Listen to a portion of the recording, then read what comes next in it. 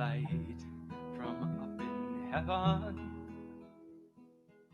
comes down into your heart, and the love you find within you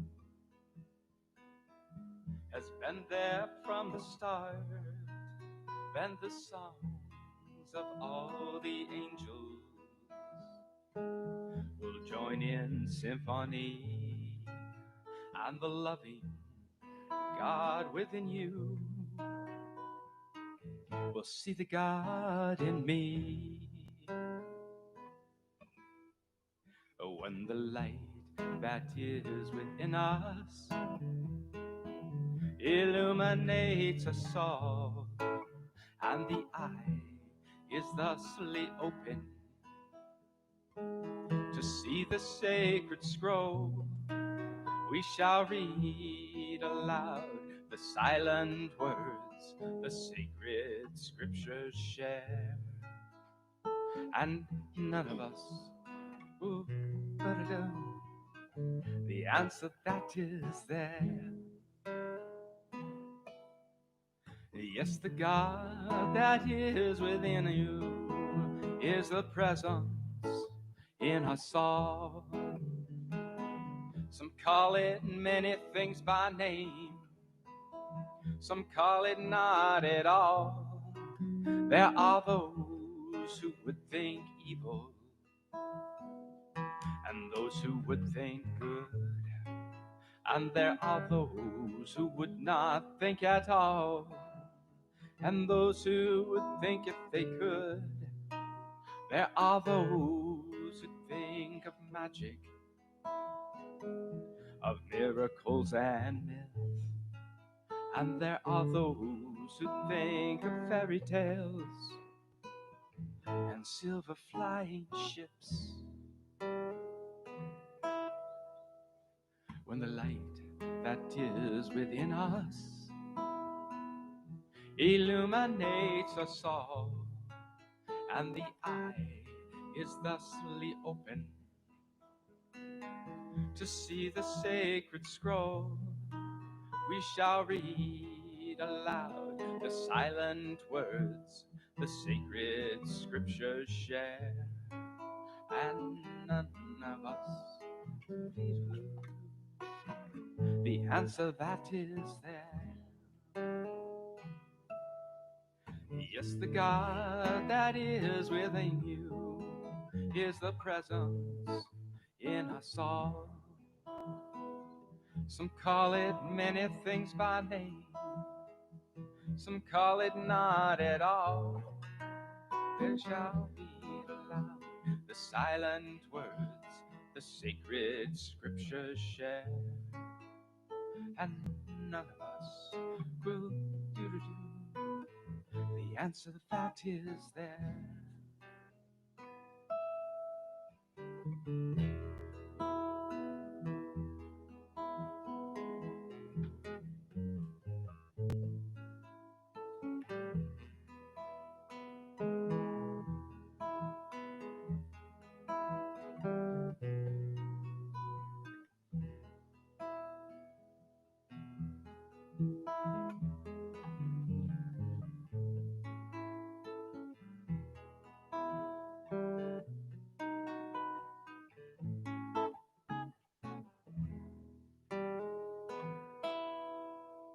The gods of all religions are facets of the one, the Father of the many, who shares with us his Son, and the Mother of all creation,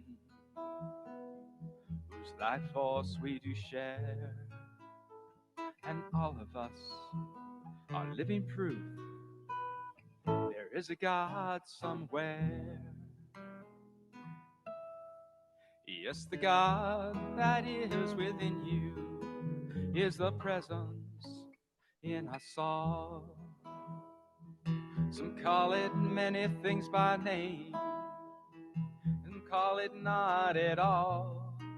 There are those who would think evil, and those who would think good, And there are those who would not think at all, and those who would think they could. There are those who think of magic, of miracles and myth, and there are those who think of fairy tales and silver flying ships, of fairy tales and silver flying ships, fairy tales and silver flying ships.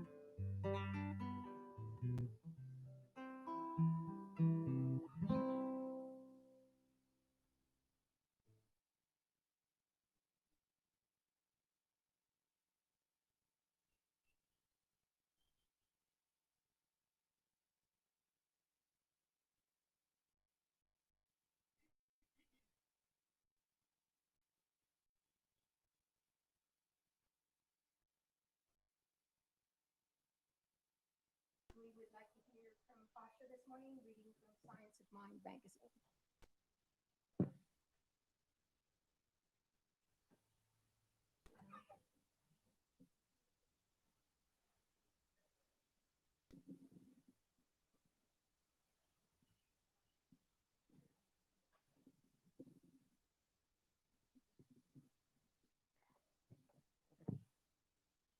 Hello. Um, I'm reading. It's not actually the reading for this day, but I like it especially much, so I'm going to share it with you. It's called Choose Anew. This is from Science of Mind magazine, and we do it as sort of a recognition of our roots in the religious science movement, even though we're now an independent church in New Thought. So the first quotation for this day is from Frederick Douglass. We can be remodified, changed, and assimilated, but never extinguished. And the second quotation is from Ernest Holmes, and it says, this subconscious also contains memory images of your family life, your ancestral background, and the sum total of what the whole world has thought or believed. So much of what we think is simply living in us without our conscious permission. We live the same chapter of our story over and over again. We are all a representation of our ancestors. Their stories live in us. Their stories live through us. But their stories are not us. We can't get through our lives without making mistakes. But we can learn from those mistakes and keep moving forward by making different choices. We can't get through our lives without taking on some of the beliefs and norms of the culture of our society. But we can evaluate those norms and decide which ones are right for us. The gospel artist Kirk Franklin recorded a beautiful heart opening song called Imagine Me. In one part of the song, the lyrics say, letting go of my past, am glad I have another chance, and my heart will dance. 'Cause I don't need to read that page again. We can't get through our lives without recognizing our past, even as we release it and choose a new future. In the Bible, we are reminded in Romans 12:2, be transformed by the renewing of your mind. Ernest Holmes explains this verse metaphysically by writing, the renewing of the mind is a scientific act. As the conscious thought pours truth into the subji, the body is automatically renewed. This is mental healing. It is time to renew our minds. It is time to turn the page and begin a new chapter. And it's a short affirmation. I think I can just say it once and then invite the people who are here with us on the lanai to repeat after. Today, I honor my past and grow into my future.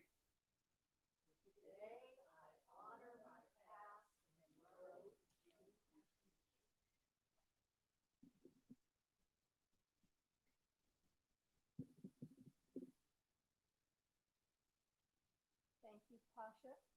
And now, if everyone would like to join into a silent prayer or meditation.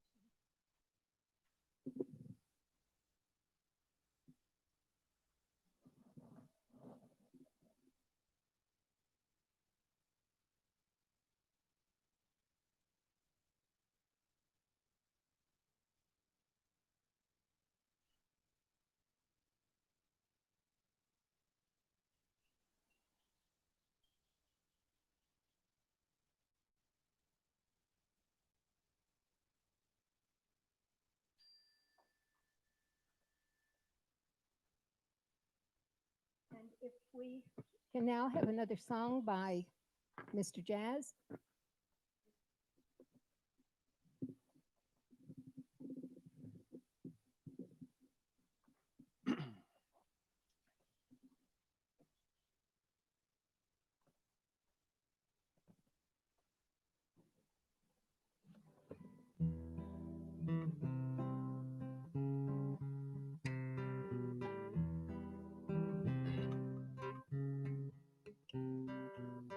When you wake from sleeping, when you wake, you will know. Listen to your feelings, you will know the way to go.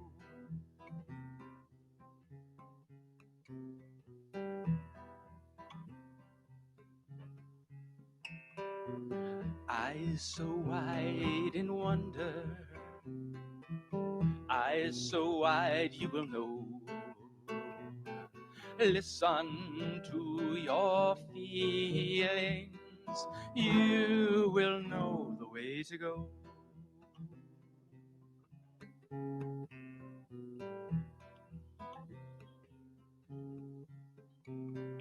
Hear the messenger, you know the answer. Hear the messenger, you will know the way to go.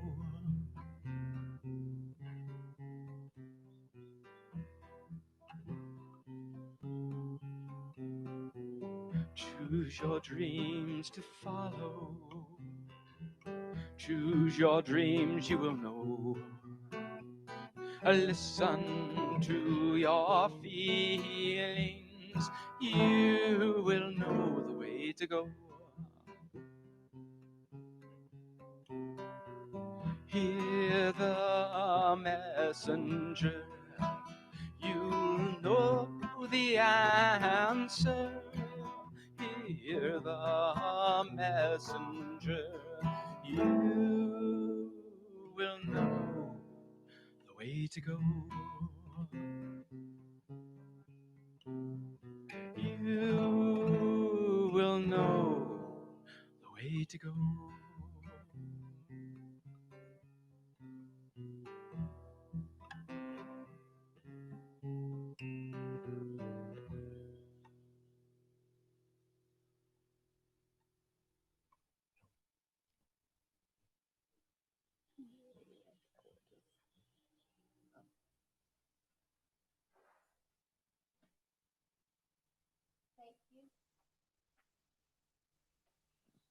Thank you, Jazz. And I want to welcome everyone this morning.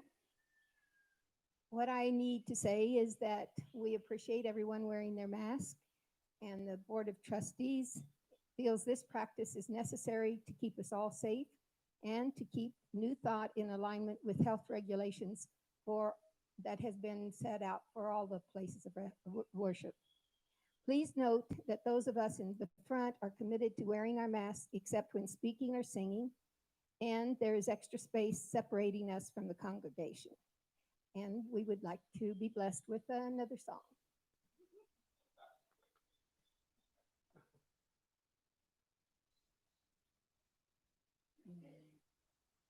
That was quick. I had to put my mask on, take my mask off, find the next song.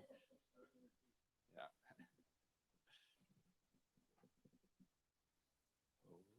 Just a moment. Please. It's right here. It's right here.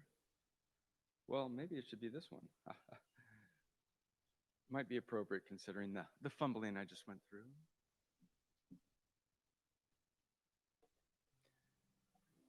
Oh, that's me. That's where we go. Okay, this is a sung to the tune of song, which I grew up with Mad Magazine, so I really enjoyed that section.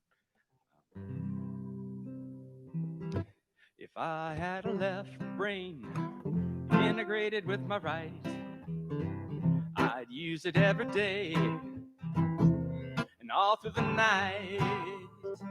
I'd wake up in the morning and my dreams would not be boring. I'd manifest love between my spirit and my will, all through my mind. Now if I had a purpose and a goal in mind, and I was conscious and I didn't waste time, I'd manifest heaven, I'd heal the world, I'd manifest love between my spirit and my will, all through my mind. Yeah, all through my mind. Now if I had a mantra and it was all mine, and I'd chant it every day and throughout time, I'd chant for whatever I felt at the time. I'd chant about love between my spirit and my will, all through my mind, all through my mind. If I had a vision of a world at peace, where there were no wars and hatred ceased, I'd sail on the sea, I'd fly through the air, I'd travel the world at ease, my fears released, all from my mind. Yeah, all from my mind. If I had a limitation, it was not mine, and it was not worthy of my sign. I'd blame it on the government, I'd blame it on the system, I'd blame it on my mother and my father, my sister and my brother, but not on my mind. No way, not on my mind. It's not mine.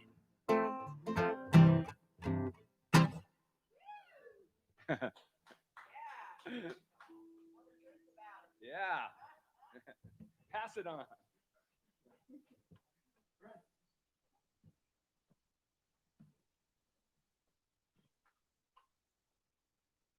I guess I'll do that also. Thank you for that. And now we're going to have miracles and ordinaries, and I'm going to put the microphone here so anyone that would like to share.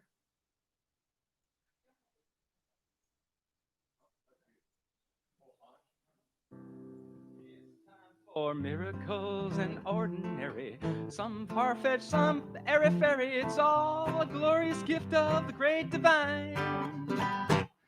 Each day I strive to do my best, but God steps in and does the rest. That's why I'm still here and still alive. It's time for miracles and ordinary, some mundane, some extraordinary. It's all a glorious gift of the great divine. Each day I strive to do my best. God steps in and does the rest. That's why I'm still here, still alive.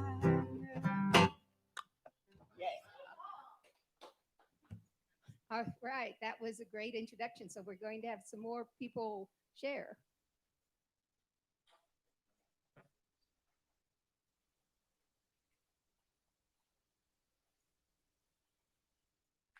And we can adjust the microphone to your height.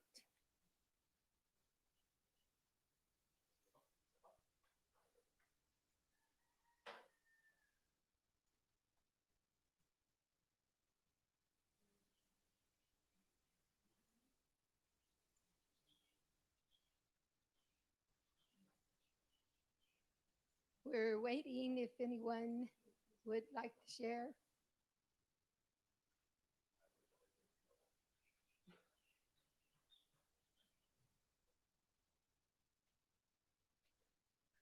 I would like to share that I'm very thankful that we're able to meet. And my daughter keeps saying we're going to get closed down again, but as long as we're not, we get to be here and we get to be on the live stream also. I feel like I hadn't been here in 5 years. I was telling my daughter I hadn't gone to church in 5 years. And then it's been 5 months due to the virus and other things going on. So that's my ordinary and miracle that we get to be here. I would like to introduce our speaker, Miss Julia Fairchild, and she lives in Waimea. She, at the present time, does websites, and she is working on a 300-foot mural that has been commissioned at the airport, and she'll explain more of that later on as she gives the talk. But let us listen to her this morning. Thank you. Thank you. Is this the time for the announcement part? No. Oh, okay. All right. So now's my time to talk. Yes. Okay. I get to take this off. Oh, I'm under here. Okay. So I just want to have a caveat that I have no idea any more than anybody else here what I'm talking about when it comes to racism. We're all learning. And I was going to show you a picture of my daughter in love, but I thought if it's going to be on live stream, she might not appreciate that. So I'm not going to show you her picture, but I'll draw you a picture of my daughter in love. Her name is Claire. And, God, I'm sorry. My son called me right around the time of George Floyd, and he told me that I should really get in touch with her. I needed to reach out to Claire because she was feeling really lots of things, and that she was feeling neglected by her family because as the only Black member of our family, nobody was paying any attention to what she might be experiencing during this time. And I was so like embarrassed and really mortified to think that it had never occurred to me that I needed to call this beautiful child of mine and offer her my support and my love and my, how are you? I mean, it's just astounding to me how blind we can be. So I did call Claire. And to tell you more about Claire, she is my third born son's beautiful wife. And the first time I met her, was at the airport on my way back from South Africa, and they had just gotten together, and so they met me on my way home. And when I first saw her, I was taken aback because she is very black, and nobody in describing this new girlfriend of David's to mine had mentioned that she was black. So I had no idea. And they told me all kinds of things about her. One of my younger sons, she's so weird. She comes over and asks for our leaves for her mulch because she's such a gardener and she just wants dead leaves. She's so weird. But nobody, and I was really happy actually at that idea that she didn't even, it didn't occur to anybody to mention that she was black. I thought that was a good thing. So anyway, on her way to a wedding that we all went to in New Orleans a few years ago, she was at a she came out of the bathroom at a rest stop, and there were two women sitting on the bench, and they looked up at her and they said, "Wow, whoever loves you is so lucky. You are such a shining light." And they're just strangers in at a rest stop. So that's my girl. That's my Claire. I claim her. I have no right to, but I do anyway because I just love her so much. And my son says of her, he sees his older brother struggling with having made a choice in marriage that wasn't such a good one. He goes, and he's really struggling. And he said, "You know, I look at my brother and I say, there, but for Claire, could be me." And I'm so much grateful for her, for the wisdom and the balance and the intelligence and all that she is in our lives. So we really love this girl. And so I called her, and she said, "You know, I'll talk to you about it because I know you love me and I love you, and I can do it for you." She said, "But I really don't want to talk about these things. It's not my job to teach you. It's your job to figure it out. It's your job to learn these things. And it's exhausting." And she said, "Could you tell the rest of the brothers that when they call, could they just not ask me so much what they can do, but what they can do for me, not what I can do for them, and teaching them about what they can do?" These little nuances are things that I just never had a clue about. So I did. I set out as the matriarch of our family to educate myself.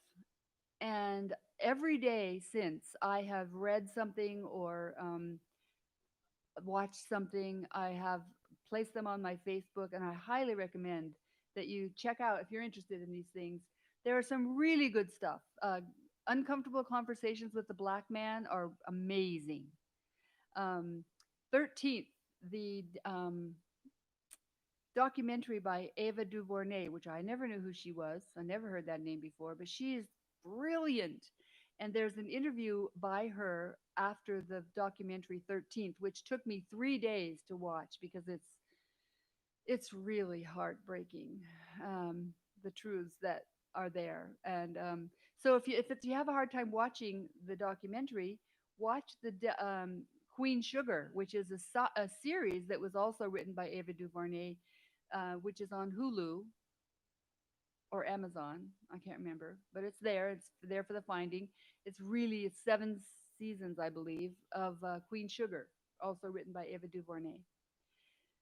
And be sure and watch the interview with her and Oprah, because Ava learned things about Black history and Black Lives Matter that she didn't know, which I didn't know. Wow, some of the things that are on there are just amazing. So I've been studying about to educate myself. And one thing that I've become aware of, and I think that the reading today, I could stop talking because everything was in that reading. That reading is something I'd like to memorize, of how we are raised in our history in a toxic environment that we may or may not even be aware of. And one example of this that really has stuck with me since my days in college was there were two videos that we watched that I've never forgotten. The first one was a video of a row of 8 babies sitting on a table watching a stage. It was a psychological experiment. And these 8 babies were none of them walking yet. They were probably 6 or 8 months old. And they're in their little seats strapped in on the table. And there were toddlers that were dressed. There were toddlers dressed, girls dressed as girls, boys dressed as boys, girls dressed as boys, and boys dressed as girls. But they were toddlers, and the people who guided them onto the stage to walk across the stage didn't know which was which. The people who dressed them were different than the ones who take them across the stage. And so what they were watching were the reactions of the babies on the table. And the babies on the table, it was amazing. They watched boys dressed as boys go across, and they just pay attention and they'd look at them. They'd see the girls dressed as girls walk across, no big deal. Girls dressed as boys walked across, nothing, nothing. Boys dressed as girls walked across, and they all went. And then they did it again. Who taught those babies that it's okay for a girl to dress as a boy, but it's not okay for a boy to dress as a girl? Who taught those babies that? So then in the experiment, the scientists were blown away too. And so then they dressed the babies in black leotards, and they put light up tape on their, reflective tape on their joints. And they took pictures of them walking across the stage, because the adults watching the children couldn't tell the difference from any of them. But the computers could tell that in the gait of the children, which were boys and which were girls. So the computers could tell, but the adults couldn't, but the babies could tell the difference, which I found fascinating. Another video I watched was an experiment done by Dateline, I believe it was, where they sent a black man and a white woman. I'm sorry, they sent a white man and a white woman to Chicago. And they gave them each the same resume, the same amount of money in the bank. In fact, I think they beefed up the woman's resume just a little bit. And they sent them to Chicago to set up a new life, to get a new apartment, buy a new car, get a job. And they had buttonhole cameras. So the man went to the car lot and he bought, the woman went first to the car lot to buy a car. And the salesman said, "Oh, I'm sorry, our insurance doesn't allow us for the customer to drive. I'll have to drive." So he drove the car, and they made a deal on the car, and she bought the car. She talked him down to a certain price, and then they sent the man to the car lot with the same salesman, and the salesman tossed him the keys, and he started with his negotiation where he left off with the woman.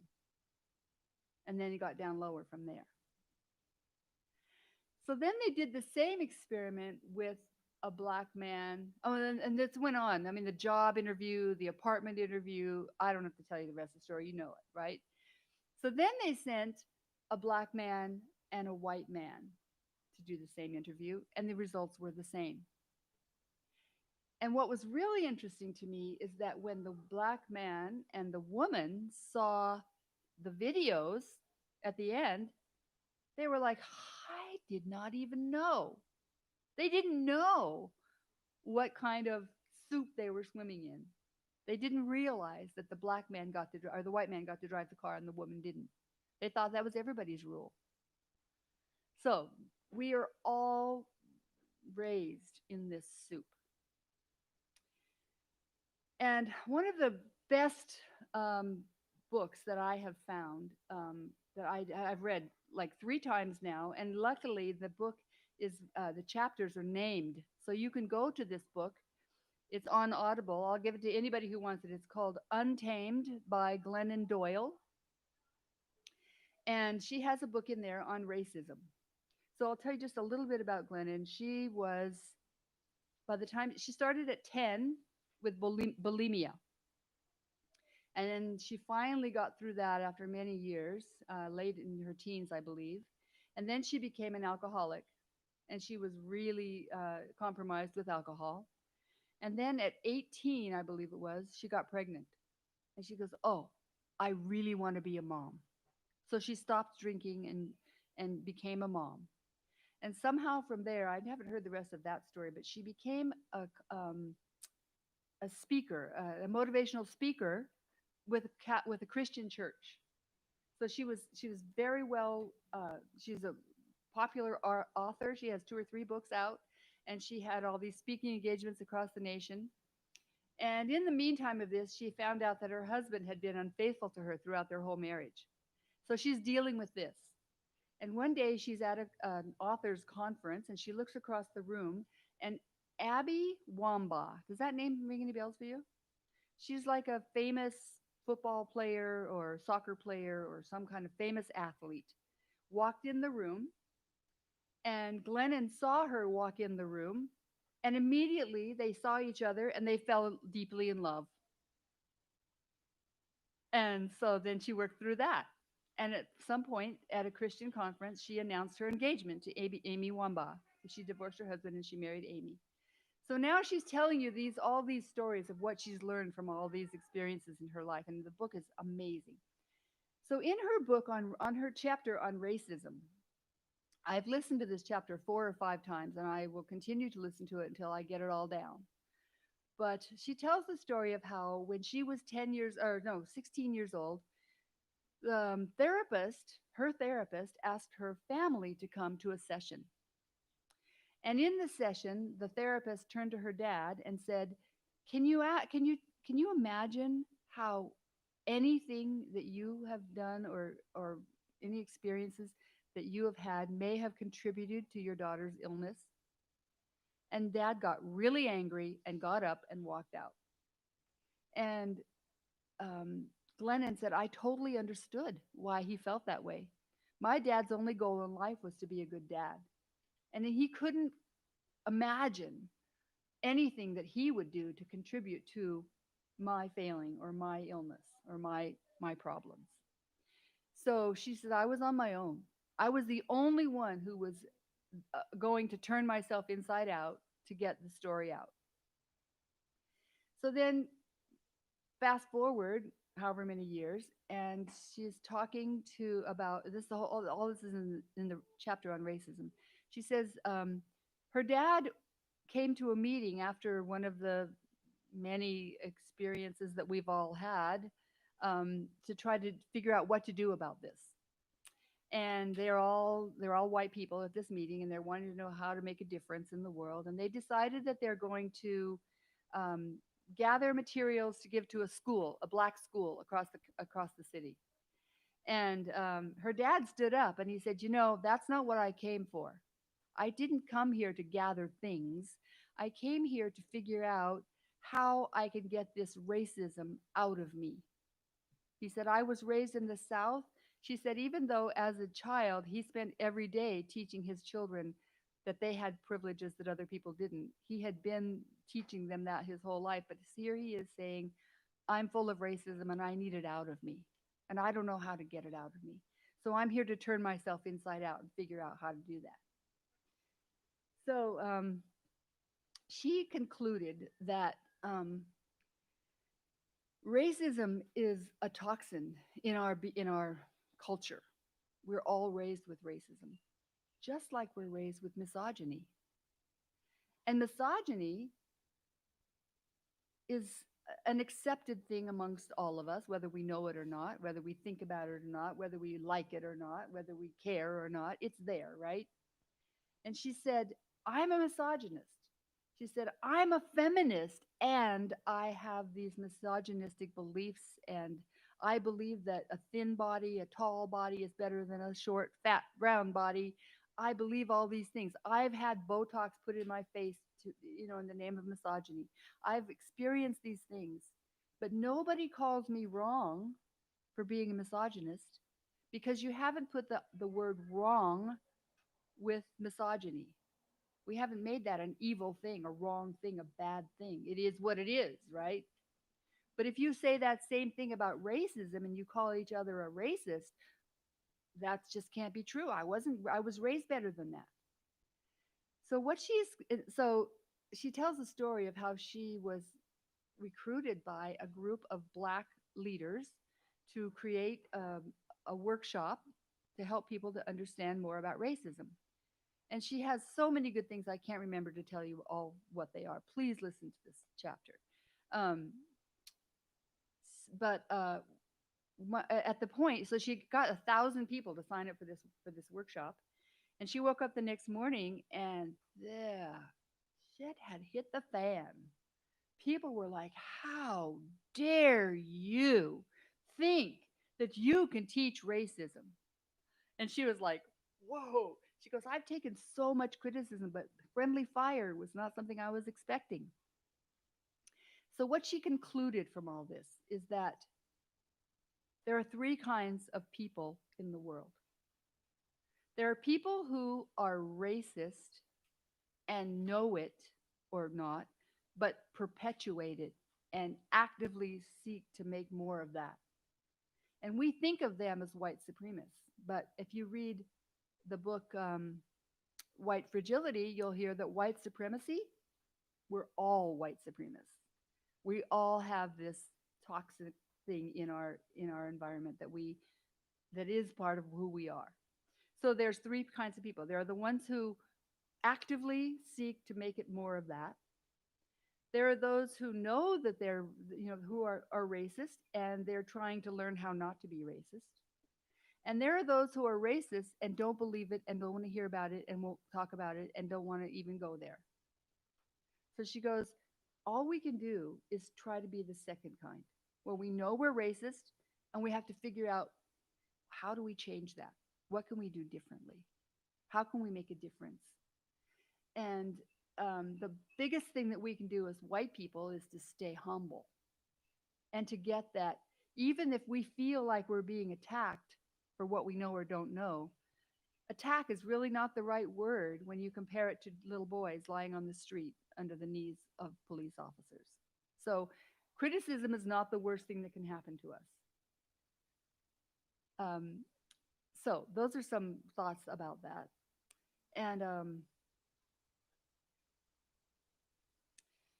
have just a few minutes left. I'm trying to think if I remembered everything I was thinking about this morning. My children gave me a frame for Mother's Day, and they put all their pictures on it. And they put, I don't know, 50 or 60 or 100, I don't know how many pictures of themselves. And they were great. And I got on Facebook and I found some amazing photos, beautiful photos that I've been gathering and putting um, on my photo share on Google Photo Share. And the whole time that I was gathering these amazing pictures, I had this really strong sense of all my relations. There were beautiful pictures of different ethnic mothers and their children, and animals and their babies, and gemstones and flowers and moonscapes and sunsets and trees. And the whole time I had this really strong sense, these are your family. This is who you are. This is who I am. I am that piece of rhyolite quartz. I am that tree. I am that black mother with her beautiful native gear holding her baby in the air. And I watch that frame now, like my kids tease me. I have a portrait mold and I have a horizontal mold, and I just frame the pictures that way, and I shuffle them all through my family members and all the rest of the world family members. So I rewrote a familiar song that we all know, but I didn't like the words so much. So I made up new words and I put them in a book for my grandchildren. And now my youngsters, my young grandchildren are interpreters. Their dad is an interpreter for the deaf and blind, so they know sign language. So they're learning the song in sign language, and they're going to film it for me sometime soon. But anyway, I wrote this book. You can find the book. I have the pictures here on a PowerPoint that I'll be happy to share with anybody, but it's too hard to see. So we're not going to worry about the pictures. But we're going to sing this song. We're not allowed to sing out loud, so hum along. You won't know the words yet anyway because I made them up. And I just want to tell you that this song has meant so much to me as I sing it. And I can bring myself to tears singing this song when I really put my heart in it and get the truth of this song. So we can sing it. Should we sing it through 2 times? Will that work? Well, you said there's 5 verses. 5 verses. Okay. Well, let's just see how the time goes. I don't know how far we can go with time. We have plenty of time? Okay. Let's do it 3 times. No. Okay. I just want to tell you that you can find it online, and anybody who wants to know, I'll let you know where it is. But you can buy the book, but you don't have to buy it.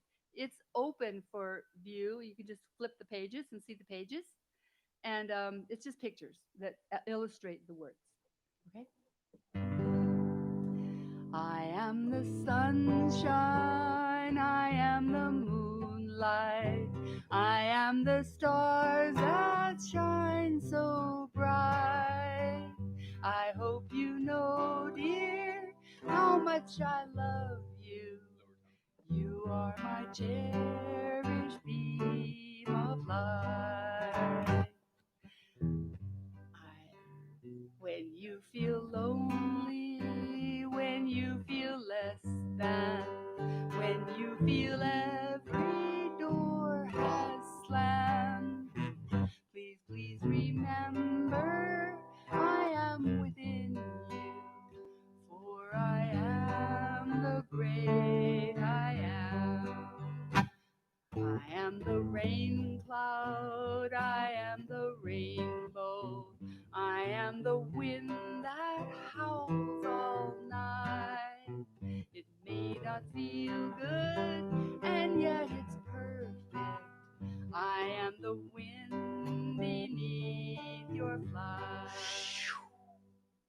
When you feel bliss, when love surrounds you, when you feel blissful, when life seems too good to be true, lean into that love and let it hold you, and trust that I am the other shoe.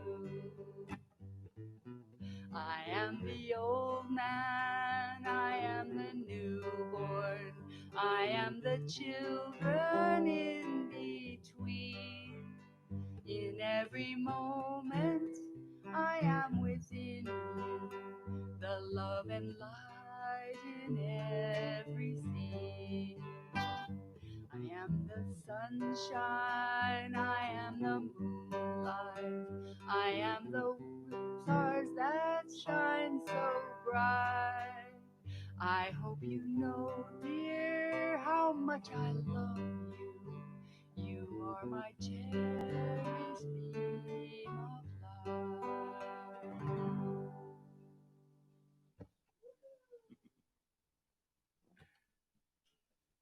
Round 2? You want to do it again? Hum along. Okay. Hold it. Okay.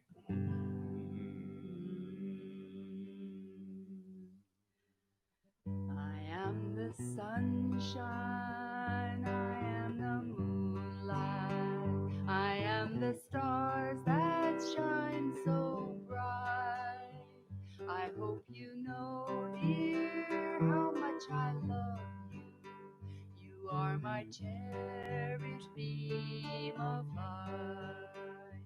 When you feel lonely, when you feel less than, when you feel every door has slammed, please, please remember I am within you, for I am the great I am.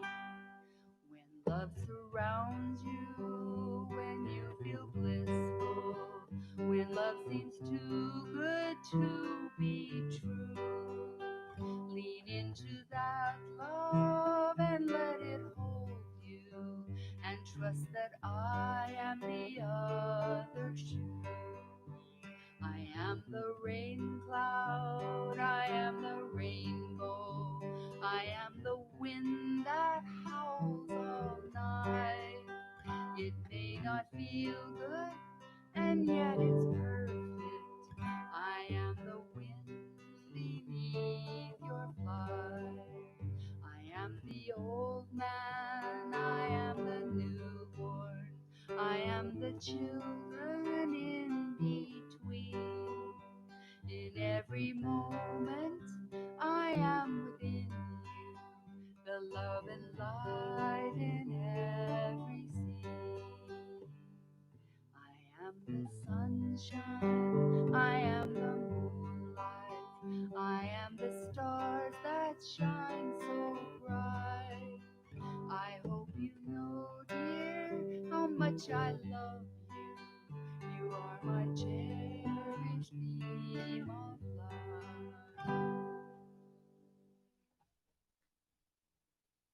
Thank you, thank you, thank you.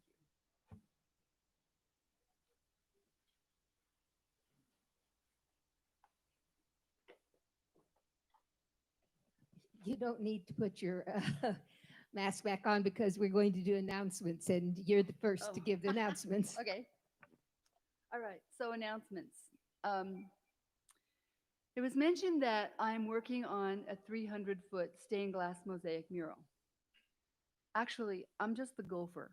Okay. The artist is Callie O'Neill, who, if you don't know who she did the murals at the King Shops. She did the Three Graces at the Waikoloa Hilton. She did the windows on the church in Waimea. She's done two other murals, which you can find them all on her website at callieo'neill.com under Public Works. So this mural is 300 feet long, which is the length of a football field, in stained glass mosaic. And she has incorporated the wisdom of the kupuna of this island. We have so far 21 who are on the first stage who have agreed, believe it or not, well, they've all agreed and have allowed us to take photographs of them and portray them in 12 feet tall, 10, 12 feet tall figures on the wall. 21 people like Keala Ching is going to be there, Uncle Earl Regador, Ku'ule Keakealani, Hannah Springer and her son, the Moana Ohana, Mike Nakachi and his father and his twin children, and others. There's 21. And throughout the mural, across the whole part of it, the theme of the mural is Malama Aina, which is take care of the land. So each panel, there are 8 panels, each panel has a theme. 2 of them are aloha because, as Keala Ching says, it begins and ends with aloha. Aloha is forever. Aloha never ends. It has to come full circle with aloha. So the 2 end panels are aloha. Keala is on the first one. Then we have the living waters, fresh water, ocean, the forests, food, culture, and the voyagers with Chad Paishan and his wife Pomai Ka'i and Shorty Bertelman. I don't know if anybody knows, but the idea that they let us take their pictures and Callie draw them and make portraits of them 10 feet tall on the wall is a miracle. It's a miracle. And herding them together and getting their information has been real fun. They're like, they're all so busy. It's really hard to catch them. But we're doing it and we're getting them up. And we've gotten all the approval of the design approval. And we've received the first installment of mobilization funds. And so it's on the way. And so be watching for this. It's going to be happening over the next. The base of the mural will be 100-year mineral paint, and then the glass over the top of it. Is first the kupuna, and then a lot more is going to follow. Eventually, the whole wall will be covered with glass, but for now, it's just the kupuna.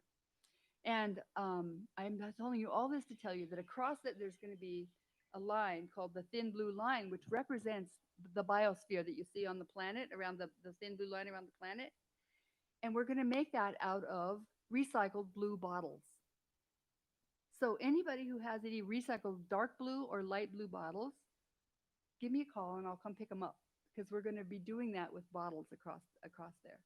And they're going to be fundraising options to put sayings and your name, and you can buy a square like they do, to participate in the mural. So the rest of the information will be on the website at callieo'neill.com under Public Works. I haven't gotten permission yet to put the page itself up that describes the whole thing, but it's coming. We just had so many other things to do that getting the webpage up has not been top priority. But it's built and it's in the process of final edits. So I appreciate that information. Are we going to be able to go and watch as it's being constructed, or will there be a place? it's going Like to a be gallery? inside TSA. So you have to get on an airplane, get off an airplane to be Oh. able to see it. Okay. Unfortunately, that's the good. And they're talking about, well, maybe we should, demand that they mirror it on the outside as well. Um, But Kelly and I are getting up there, so we have to. It's going to take us So a few I'm years s- to do this. it probably will be maybe documented as the work is Yes. going on, that we'll be able to see it. Yes, Uh, I will. online. I'm taking videos. There'll be ongoing reports of what it's going, and we'll be following that on the Facebook and all that. So that's my job to keep up with that stuff. Oh, great. Okay. Okay, thank you very much. And I have announcements. Um, Coming up at New Thought, our Sunday services start at 10, but we do, as we did this morning, thank you. We had our music start at 9:45, and to watch online, just check for the link on our website, New Thought website. The next 2 Sundays, on the 23rd, is going to be Phil Centers, who will be teaching Rudolph Steiner's teachings, and we will have music by Marie Claire. Thank you. Our weekly classes are Mondays, gentle yoga from 5 to 6:30, and that's Margia Mann. The drop-in fee is $15 to $20. Thursday, we will have Kona Living, Aloha Group, Davina Mar, and a donation is appreciated. That will run from 6 to 8. And we do have a workshop coming in up, or an event, Tuesday, September 8th, which will be Safe Conversations Practice Group, and that's from 6 to 8 with Davina at $10 as a donation. So thank you, Davina. If you would like to receive the weekly newsletter, you can sign up for the website, which is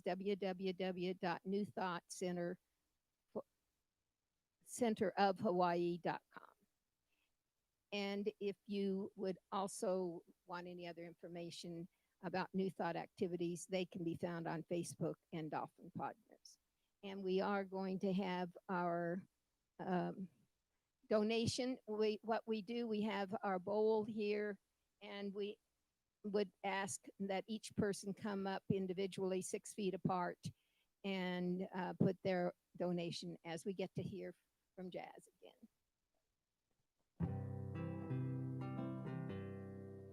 It's up to me to feel good. It's up to me now if I would align with the divine.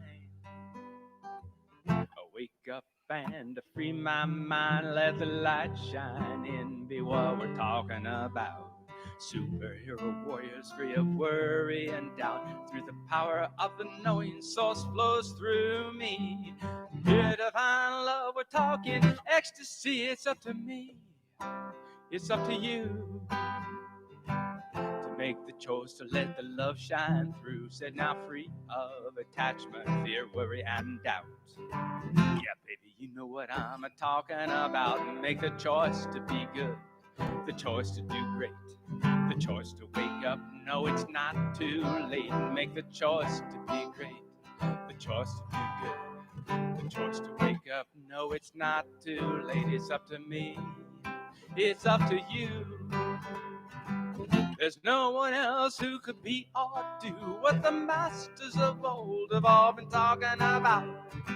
We are the ones that gotta work it all out. It's up to me, it's up to you, to be the change that will get us through. Be the difference in the world, the difference in the day, the difference in the words that you used to convey. Be the difference in the world, the difference in the day, the difference in the words that you used to convey. It's up to me to feel good. It's up to me now if I would align with the divine. Wake up and free my mind, let the light shine in, be what we're talking about. Super Hero warriors free of worry and doubt. Through the power of the knowing source flows through me. Dear divine love, we're talking ecstasy.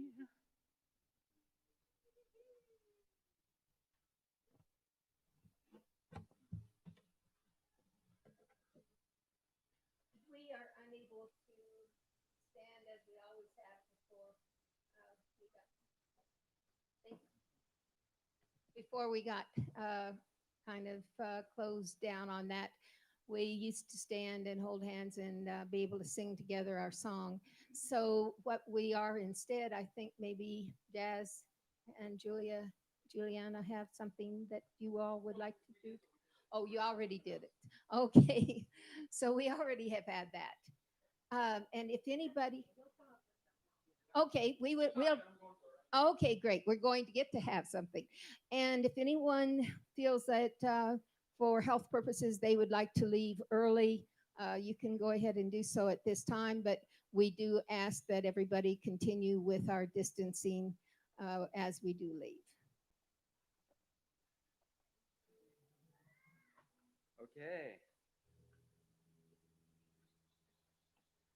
This is a song from our Dolphin album CD that I did with my friend in Switzerland, but it's like so important all the time. In the ocean of love, we find each other again and again and again. We are one in the ocean of love. In the ocean of love, we find each other again and again and again. We are one in the ocean of love. And if we can all hum along, and all you at home hum along too, we can get this vibration flowing.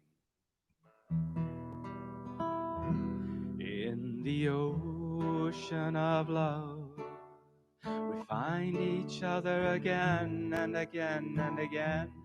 We are one in the ocean of love. In the ocean of love, we find each other again and again and again. We are one in the ocean of love. In the ocean of love, we find each other again and again and again. We are one in the ocean of love. In the ocean of love, we find each other again and again and again.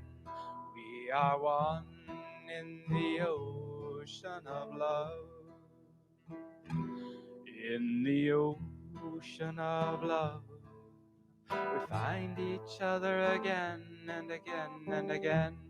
We are one in the ocean of love. We are one in the ocean of love. We are one in the ocean of love.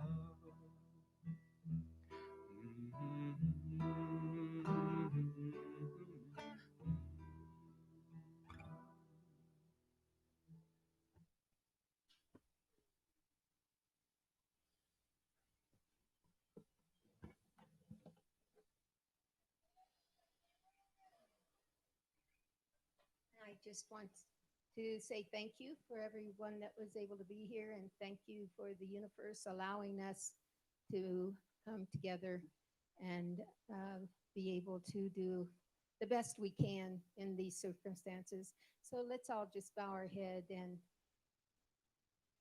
in our own way, say thank you. Mahola. And if you want to do the universal sign language of clapping, yay. Thank you so much for Miss Julia.